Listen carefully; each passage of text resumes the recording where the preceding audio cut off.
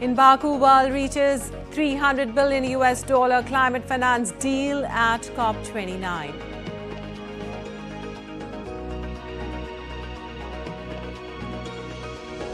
Prime Minister Narendra Modi says India achieves landmark in tree plantation with Ek Ped Maa Ke Naam, 100 crore trees planted nationwide.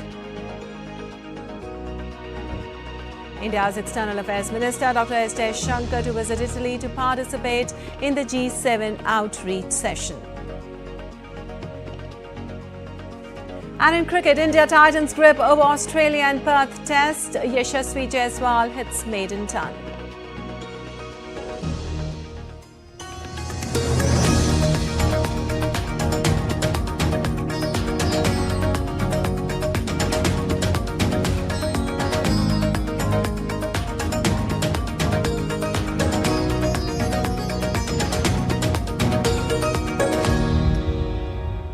On to the top story. The SAARC nations on Sunday agreed to a hard-fought COP29 deal in Baku to provide $300 billion in annual climate finance by 2035 to help poorer countries deal with the impacts of climate change, with rich countries leading the payments. The new goal is intended to replace developed countries' previous commitment to provide $100 billion per year in climate finance for poorer nations by the year 2020. That goal was met 2 years late in 2022 and expires in 2025. Countries also agreed on rules for a global market to buy and sell carbon credits that proponents say could mobilize billions more dollars into new projects to help fight global warming, from reforestation to deployment of clean energy technologies. COP29 President Mukhtar Babayev gavelled the deal into acceptance before any nation had a chance to speak. I now resume the 11th meeting of the CMA. I invite parties to turn to agenda sub-items 11A, new collective quantified goal on climate finance. I hereby invite the CMA to adopt the draft decision contained in document CMA/2024 L.22. Well, the European Union hailed the deal as a new era in finance for poorer countries to fight global warming. Last year I said that COP28 was the beginning of the end of fossil fuels. And what I would like to add now is that, in my view, COP29 will be remembered as the start of a new era for climate finance. And the European Union and its member states will continue to play a leading role. And we have worked hard with all of you to ensure that there is significantly more money on the table. We're tripling the $100 billion goal, and we feel it is ambitious, it is needed, it is realistic, and it is achievable. While climate action requires significant financial investments by the governments and businesses, but climate inaction is vastly more expensive. One critical step is for developed countries to support developing countries so they can adapt and move towards greener economies. The nations approved a bitterly negotiated climate deal, but poorer nations, most at the mercy of worsening disasters, dismissed a $300 billion a year pledge from wealthy historic polluters as insultingly low. A report.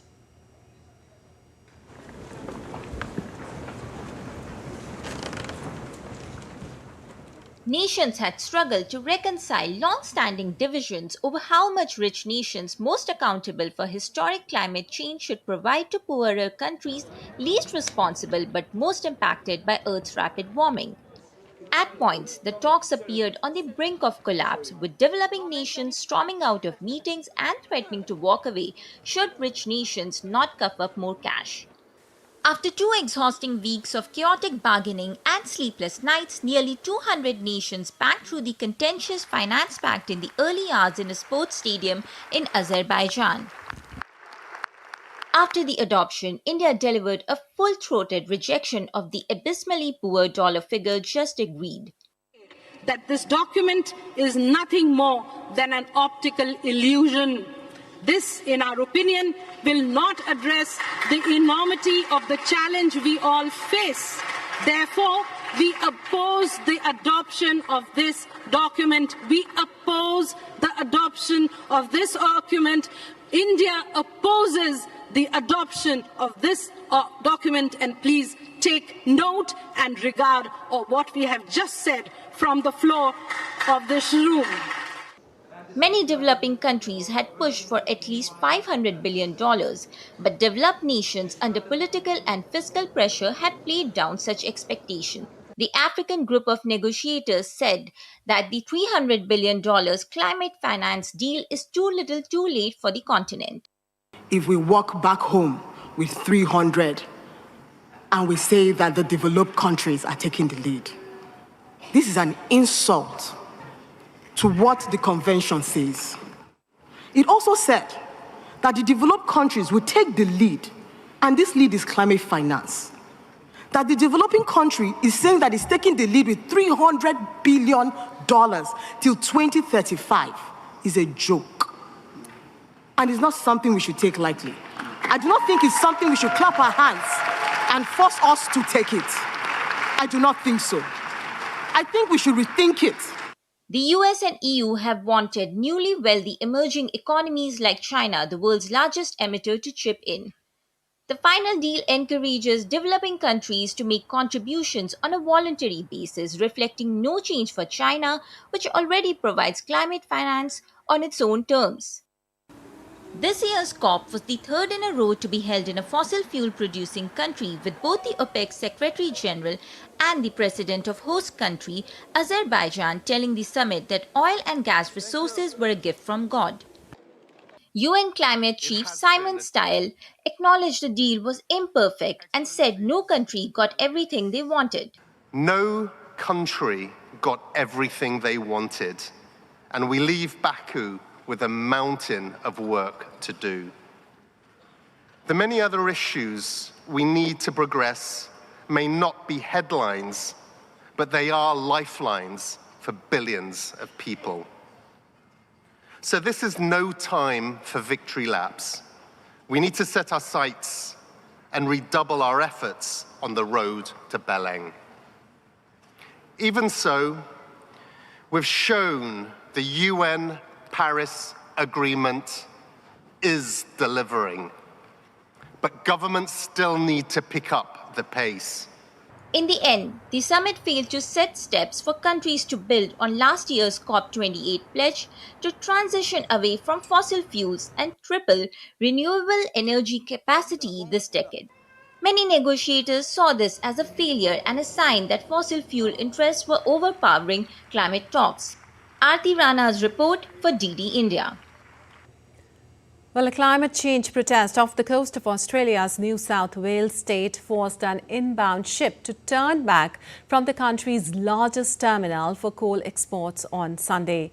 A total of 138 arrests were made after protesters refused to comply with the direction to move away from the channel. Protests were taking place in the shipping channel near the port of Newcastle as part of a 50-hour blockade that started on Friday.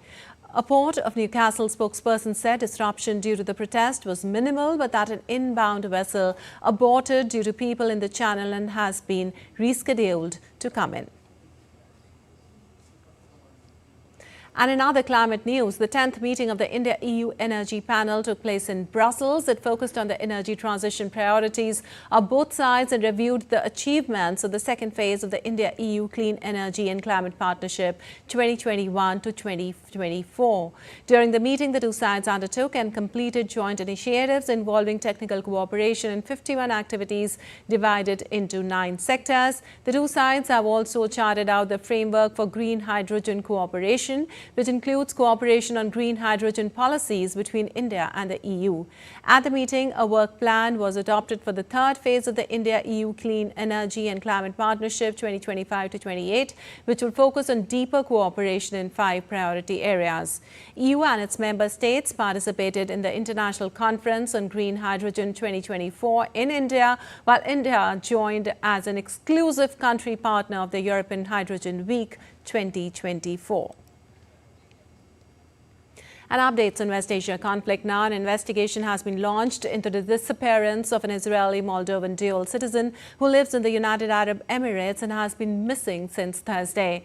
The missing person was identified as V. Kogan, a representative in the UAE of Chabad.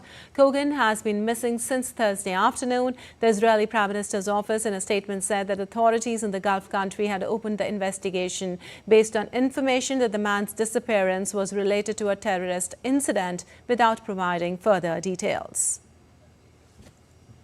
And Israel said it is investigating a claim by Hamas that a female hostage has been killed during Israeli operations in northern Gaza. The woman's identity was not revealed by Hamas and it was unclear how or when she is said to have died. The Israel Defense Forces said it was currently unable to verify or refute the claim, but that its representatives are in contact with the woman's family. Meanwhile, protesters in Tel Aviv rallied on Saturday to mark 414 days since October 7, 2023, demanding the release of hostages held in Gaza. Protesters called on the government to prioritize the safe return of the hostages. Some protesters lay on the ground in protest, wearing masks marked with "Help" in red. And in other updates, a gunman was shot dead and 3 policemen were injured after a shooting incident near the Israeli embassy in Jordan ended while investigations were ongoing. Jordanian police had earlier cordoned off an area near the heavily policed embassy after gunshots were heard. The area near the embassy, which maintains a significant security presence, is known as a focal point for protest against Israel. And U.S. President-elect Donald Trump has chosen Brooke Rollins, president of the America First Policy Institute, to be the agricultural secretary. It confirmed by the Senate. Rollins would lead a 100,000-person agency with offices in every county in the country, whose remit includes farm and nutrition programs, forestry, home and farm lending, food safety, rural development, agricultural research, trade, and more.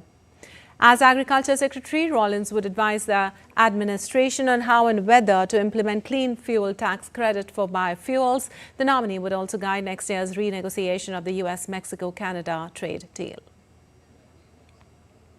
And at least 7 people were killed and 33 injured in a road accident on a highway in northern Peru. The mishap involved 2 vehicles, a bus filled with students and a van which collided and plunged off the road in the early morning.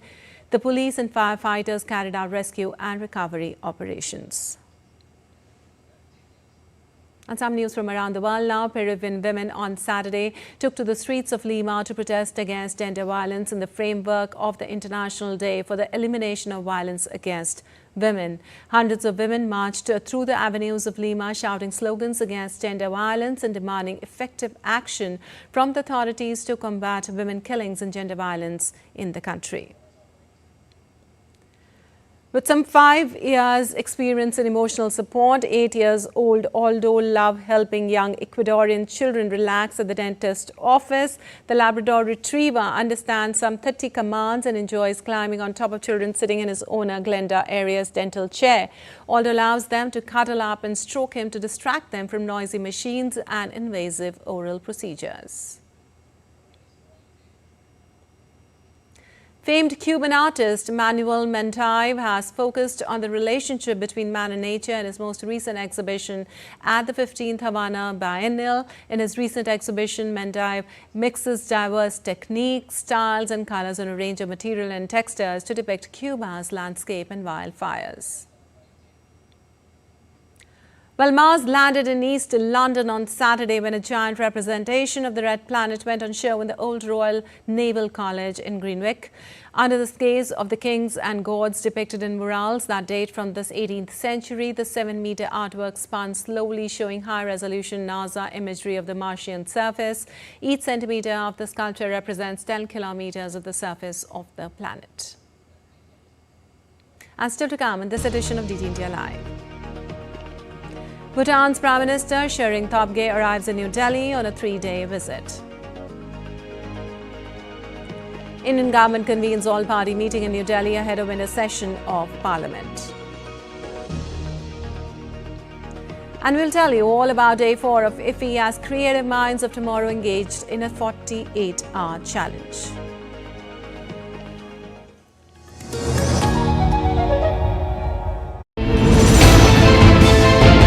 geopolitics and trade deals. Economic challenges amid development.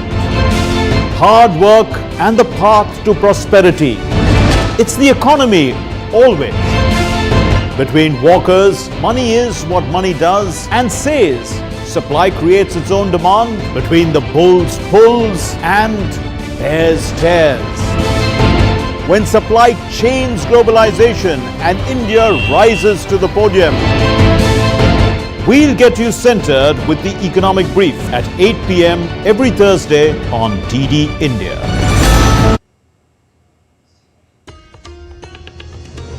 Welcome back. You're watching DD India Live. I'm Lapakshi Khurana, and moving on, India's Prime Minister Narendra Modi shared his thoughts with the people of the country and abroad in the Mann Ki Baat program on All India Radio on Sunday. Prime Minister Modi addressed the crucial role of youth in building a Viksit Bharat or developed India, stressing that the energy, skills and commitment of young people are essential for the nation's growth. He also celebrated a major milestone of Ek Ped Maa Ke Naam campaign, which has successfully planted 100 crore trees in just 5 months. The campaign has turned into a global movement with citizens across the country participating in the environmental initiative.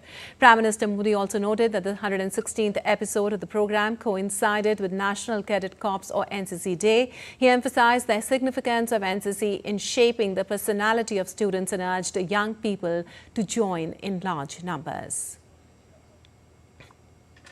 NCC युवाओं में अनुशासन, नेतृत्व और सेवा की भावना पैदा करती है। आपने अपने आसपास देखा होगा, जब भी कहीं कोई आपदा होती है, चाहे बाढ़ की स्थिति हो, कहीं भूकंप आया हो, कोई हादसा हुआ हो, वहाँ मदद करने के लिए एनसीसी के कैडेट्स जरूर मौजूद हो जाते हैं। आज देश में एनसीसी को मजबूत करने के लिए लगातार काम हो रहा है। पहले एनसीसी में गर्ल्स कैडेट्स की संख्या करीब 25% के आसपास ही होती थी। अब एनसीसी में गर्ल्स कैडेट्स की संख्या करीब 40% हो गई है। Well, Indian External Affairs Minister Dr. S. Jaishankar will be on an official visit to Italy from 24th to 26th of November. He'll travel to Italy's Fiuggi, participate in the outreach session of the G7 Foreign Ministers meeting, where India has been invited as a guest country. Jaishankar is also expected to meet his counterparts from Italy and other participating nations in the G7-related engagements and hold bilateral discussions. The EAM will also inaugurate the new premises of the Embassy of India in Rome, apart from participating in the 10th edition of the MED Mediterranean Dialogue in Rome. And Bhutan's Prime Minister Sherin Topge has arrived in New Delhi on Sunday on a 3-day India visit. He'll be taking part in a program in Delhi on Monday and will depart on Tuesday. The Bhutanese Prime Minister visited India in March earlier this year in his first foreign trip since assuming office.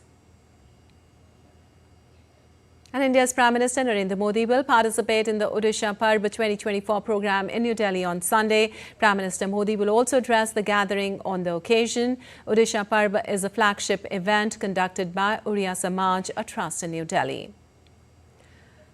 Through it, they have been engaged in providing valuable support towards preservation and promotion of Uriya heritage. Continuing with the tradition this year, Odisha Parb is being organized from 22nd to 24th of November. It showcases the rich heritage of Odisha, displaying colorful cultural forms, and will exhibit the vibrant social, cultural and political ethos of the state.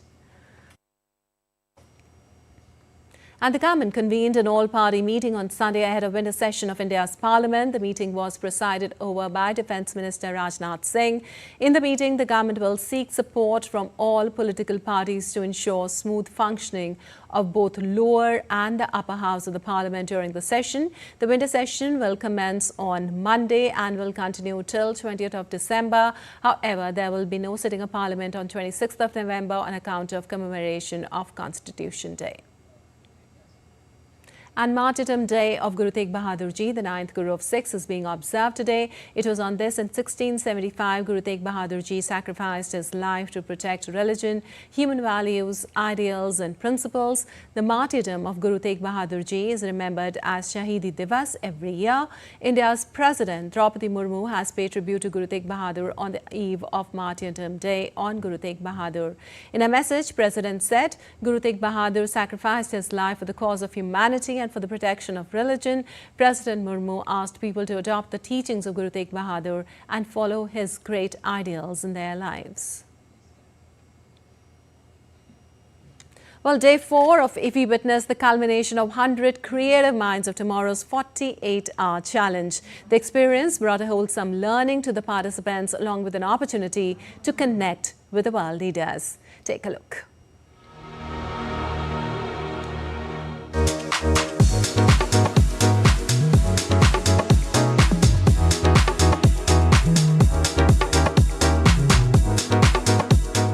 Day 4 of the 55th edition of International Film Festival of India witnessed the culmination of Film Bazaar's 48 hours Creative Minds of Tomorrow challenge.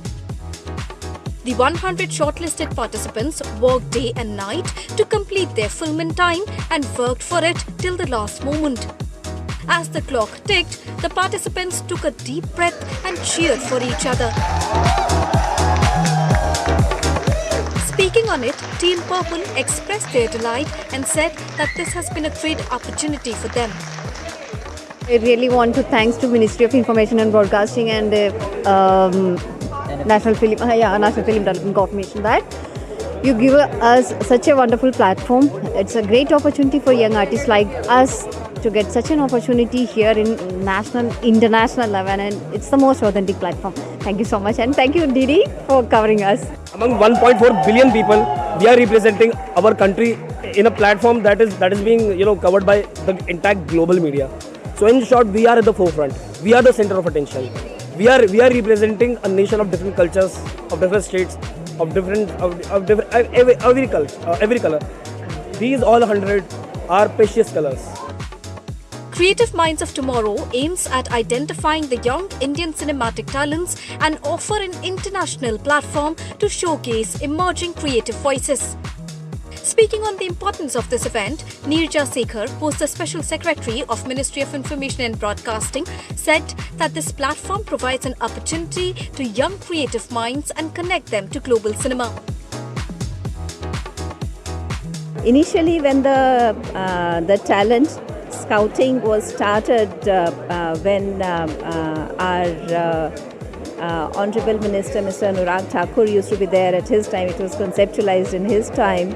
We were looking for 75 talents because it was 75 years of India's independence, but gradually it has moved on to 100 talents, and also from a few to 10 film crafts and now 13 film crafts. So it's not only the expansion in the number of talent that we are scouting, but also the number of film crafts that we are looking at, whether it is costume designing or makeup or editing, cinematography, direction, acting, everything put together.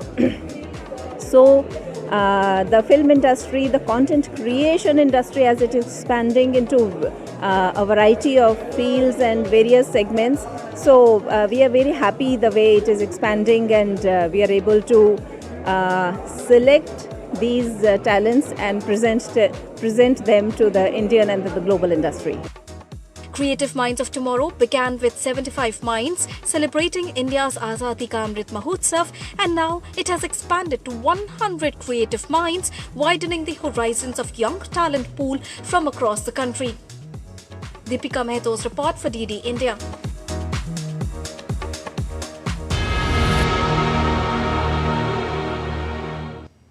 And on to some sports news now. Opener Yashasvi Jaiswal slammed a majestic ton against Australia as India amassed run on third day of the Perth Test. Yashasvi notched up 161 runs before he was dismissed by Mitchell Marsh. This was Jaiswal's fourth ton in his 15th Test and first in Australia. Following Jaiswal's dismissal, the host took 2 more wickets in quick succession, but India's lead was stretched to over 400 runs. Earlier, KL Rahul and Jaiswal had 201 runs, opening partnership, which is a record for India and Australia.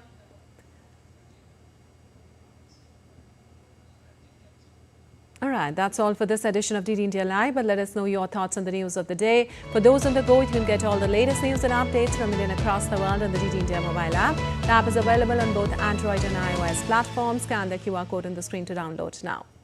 We'll be back with more news as it breaks here on DD India. I'm Vipakshi Khurana from all of us here in Delhi. Thanks for watching DD India Live.